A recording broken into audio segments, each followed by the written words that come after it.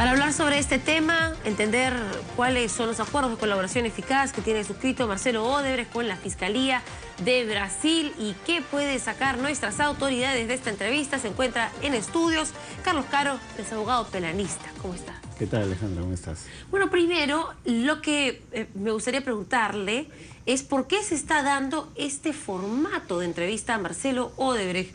No se puede grabar la entrevista según la disposición de la defensa de Keiko Fujimori y la defensa de Marcelo Odebrecht.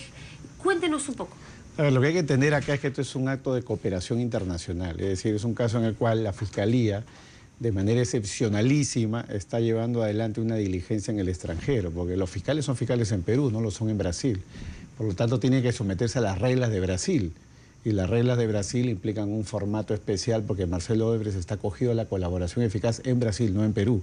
Por lo tanto, parte de su acuerdo, según lo que se ha conocido, implica colaborar también con información con las autoridades extranjeras. De hecho, todos estos acuerdos incorporan cláusulas muy estrictas de colaboración con la justicia extranjera, pero claro, el límite de la colaboración es un tema que le interesa más que al fiscal brasileño, le va a interesar al fiscal peruano. Y es por eso de que el formato está preestablecido de esa manera. Ahora, si bien está dentro de estos acuerdos que tiene que colaborar con las fiscalías extranjeras, la justicia en otros países, no establece los términos de esa colaboración. Me refiero, por ejemplo, a esto que decía el juez que vino a RPP más temprano de Brasil, aduciendo que si él mentía podía perder sus beneficios, pero no estaba tan seguro de que eso ocurra si es que miente, por ejemplo, a un fiscal peruano. Claro, y esto es algo que tiene una explicación muy sencilla, y es que cuando el señor Odebrecht, como en cualquier legislación de colaboración eficaz, se somete a este proceso, él tiene que aceptar la comisión de determinados delitos. Y uno de esos puntos no es lo que ha pasado en Perú, porque la entrega de plata es una entrega de plata para fines de campaña. No ha sido una entrega de plata con fines, digamos, delictivos en estricto, no ha sido un acto de corrupción en estricto porque Humala y Heredia eran en ese momento candidatos. Humala era el candidato, Heredia era el acompañante. Entonces, como no implica el reconocimiento de un hecho delictivo, él en este proceso es un testigo, tanto para la Fiscalía de Brasil como para la Fiscalía peruana. Odebrecht no está procesado por este caso. Quien está procesado son los señores Humala. De manera que, en ese contexto, como todo testigo, está sometido a la misma regla del testimonio donde él puede mentir y si miente, evidentemente, puede someterse a un proceso que en Perú, ¿no? Porque su colaboración no lo alcanza para Perú, solamente para Brasil. En este sentido, ¿cree factible que Marcelo Odebrecht mienta en sus declaraciones? ¿Le convendría de alguna forma? Yo pienso que no, porque él ya tiene la puerta de salida enfrente, ¿no? Según la información pública, podría salir incluso hasta este fin de año con los beneficios que él ha acordado con la Fiscalía brasilera. Y si él miente y se somete, digamos, a un proceso que le puede complicar la situación acá en Perú por haber mentido, daría lugar a que eventualmente su colaboración eficaz en Brasil sea cuestionada. Y si es cuestionada, yo creo que es algo que lo puede perjudicar, porque un testigo que miente a una autoridad peruana y extranjera, en este caso hay que recordarle que el interrogatorio va a ser también en presencia de autoridades brasileras por efecto de este acto de cooperación internacional, puede dar lugar a que esa mentira afecte o perjudique su colaboración eficaz. ¿Le importa mucho si es que afecta su colaboración eficaz con Perú? Él podría, por ejemplo, si es que la Fiscalía lo comprende en una investigación o lo denuncia penalmente, ser traído a la fuerza con una medida a nuestro país? Eso es algo muy improbable porque, como estamos hablando de, en el peor de los casos, un caso de falso testimonio, este delito tiene un delito que tiene una pena que no es muy alta y en consecuencia es improbable para un caso así una extradición. Pero lo que sí puede pasar es que si las autoridades brasileras les importa el testimonio de Marcelo Odebrecht y este testimonio trae elementos que pueden ser calificados como falsos, eso podría hacer que se cuestione su colaboración eficaz, porque en todas las legislaciones el colaborador eficaz tiene que ser una persona que proporcione información veraz. Entonces, ¿quién tiene más que perder con una información falsa dentro de esas declaraciones? Evidentemente el señor Odebrecht, ¿no? Pero también hay temas, por ejemplo, él puede escoger no declarar, él puede decir me abstengo. Efectivamente, porque si estamos hablando de un caso en el cual él podría ser comprendido como imputado, él puede, con su abogado, hacer presente de que no va a declarar sobre determinado tema porque nadie está obligado a declarar contra sí mismo, que es un principio, digamos, constitucional, el principio de no autoincriminación. Y en ese aspecto puede guardar silencio y como testigo no puede ser obligado a declarar porque podría pasar a la calidad de imputado.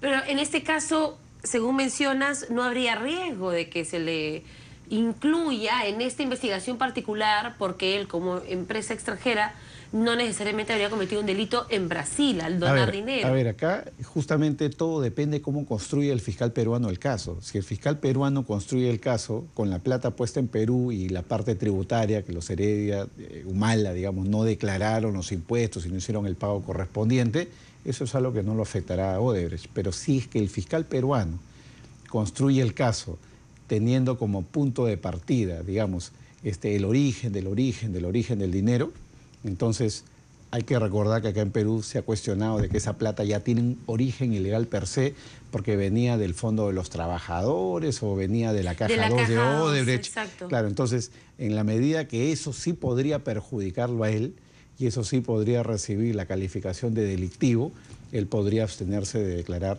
sobre ese punto, guardar silencio o incluso, que es algo que de repente al público no le va a sonar muy bien, incluso, digamos, no hay un derecho a mentir, pero hay la potestad de mentir, ¿no? Porque cada asesino que niega haber asesinado no va a la cárcel por haber mentido, va a la cárcel por haber asesinado. Entonces, una persona que es imputada o puede pasar a la calidad de imputada puede mentir y no hay una consecuencia penal contra eso. Que el abogado de Keiko Fujimori en Brasil esté presente es parte de estos procedimientos. Totalmente es parte de su derecho porque si Keiko está imputada, en este caso por lavado, y el señor Odebrecht es un testigo, el abogado tiene la posibilidad de estar presente para poder formular preguntas, interrogar al testigo, contrainterrogarlo. ¿Puede interrogarlo entonces? Efectivamente, me imagino que sigue un orden también. Es parte de su derecho y debiera de respetarse en este caso, porque yo recuerdo que a propósito de la diligencia que hubo hace algunos meses con Barata, por el tema de Humala y Heredia, en ese caso concreto no se dejó a los abogados hacer preguntas, porque prácticamente se le dijo, ustedes son abogados en Perú, ustedes no son abogados en Brasil.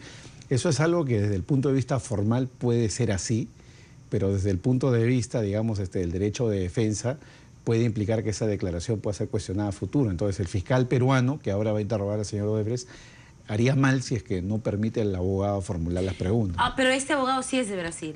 Y me imagino que en ese tema se estarán cuidando por parte de la defensa de Keiko Fujimori. Claro, tendrían que tener ellos un abogado brasilero, un abogado peruano, para que puedan, digamos, y que no se cuestione la presencia. Que no se cuestione la presencia, digamos, y el interrogatorio de ellos, ¿no?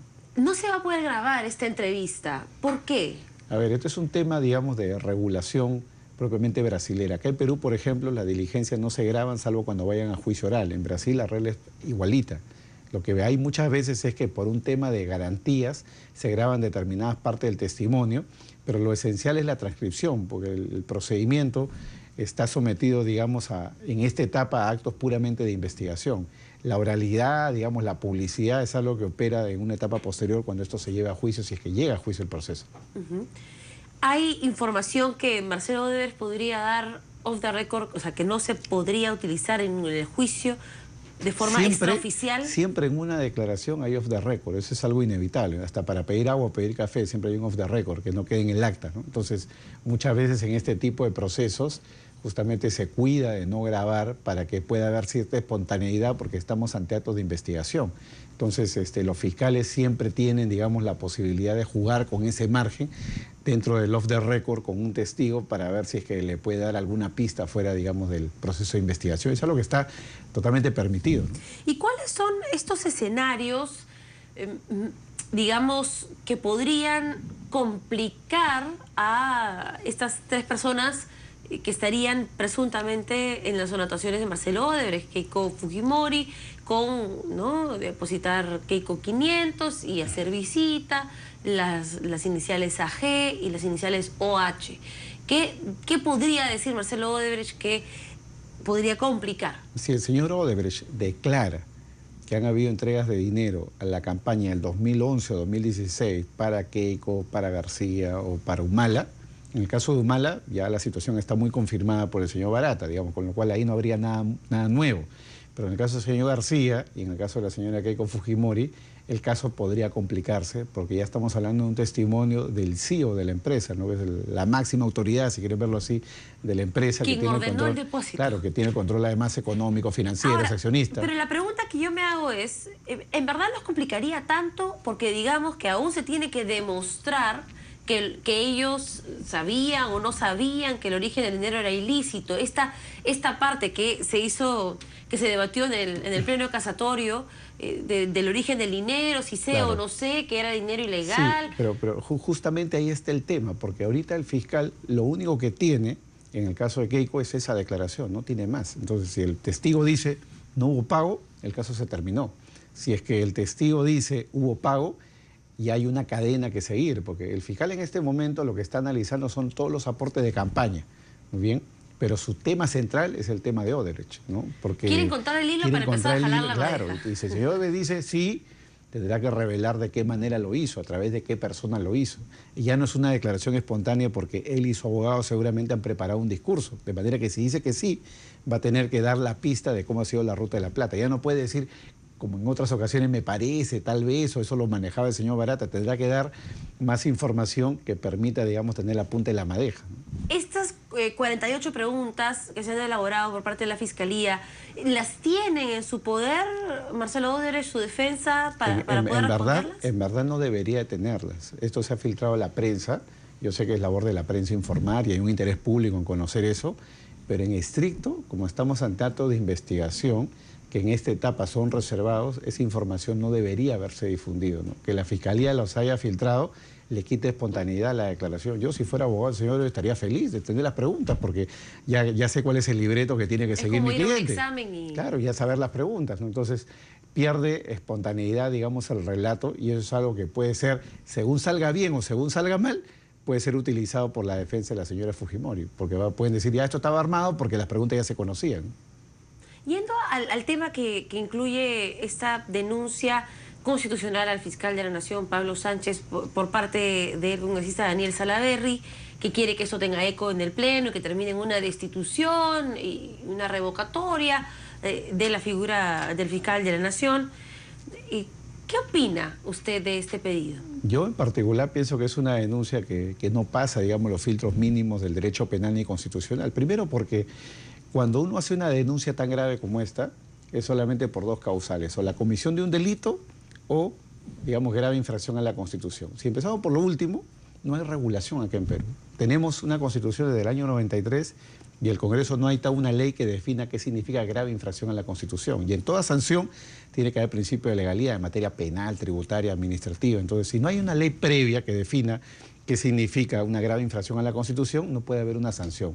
Y por el lado del delito, tampoco hay mucha claridad porque lo que alega el congresista Salaverry es que el fiscal de la Nación ha encubierto en cierto modo a los socios de la empresa Odebrecht para que no sean investigadas. Pero si uno ve el organigrama del Ministerio Público, el fiscal de la Nación es un ente político. El fiscal de la Nación no decide a quién se investigue. No puede. Además, presionar a nadie. Y si lo hiciera, el fiscal provincial del caso podría levantarle un acta al fiscal de la Nación y decir que lo está presionando para que se investigue o no se investigue a alguien.